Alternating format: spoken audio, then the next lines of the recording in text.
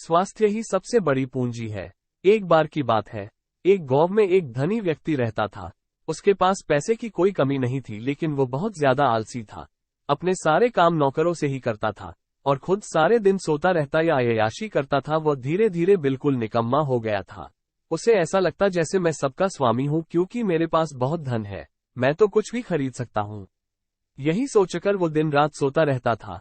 लेकिन कहा जाता है कि बुरी सोच का बुरा नतीजा होता है। बस यही उस व्यक्ति के साथ हुआ। कुछ सालों उसे ऐसा महसूस हुआ जैसे उसका शरीर पहले से शिथिल होता जा रहा है। उसे हाथ पैर हिलाने में भी तकलीफ होने लगी। ये देखकर वो व्यक्ति बहुत परेशान हुआ। उसके पास बहुत पैसा था। उसने शहर से बड़े बड़े डॉक्टर को बुलाया और खूब पैसा खर्च किया, लेकिन उसका शरीर ठीक नहीं हो पाया। वो बहुत दुखी रहने लगा। एक बार उस गांव से एक साधु गुजर रहे थे। उन्होंने उस व्यक्ति की बीमारी के बारे में सुना, सो उन्होंने सेठ के नौकर से कहा कि वो उसकी बीमारी का इलाज कर सकते हैं। ये सुनकर नौकर सेठ के पास गया और साधु के बारे में सब कुछ बताया। अब सेठ ने तुरंत साधु को अपने यहाँ बुलवाया, लेकिन साधु ने कहा कि वो सेठ के पास नहीं आएंगे। अगर सेठ को ठीक होना है तो वो स्वयं यहाँ चलकर आए। सेठ बहुत परेशान हो गया, क्योंकि वो असहाय था और चल फिर नहीं पता था।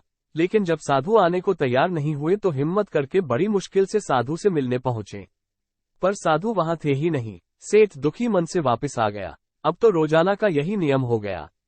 साधु रोज उसे बुलाते, लेकिन जब सेठ आता तो कोई मिलता ही नहीं था। ऐसे करते करते 3 महीने गुजर गए। अब सेठ को लगने लगा जैसे वो ठीक होता जा रहा है। उसके हाथ पैर धीरे धीरे कम करने लगे हैं। अब सेठ की समझ में सारी बात आ गई कि साधु रोज उससे क्यों नहीं मिलते थे। लगातार 3 महीने चलने से उसका शरीर काफी ठीक हो गया था।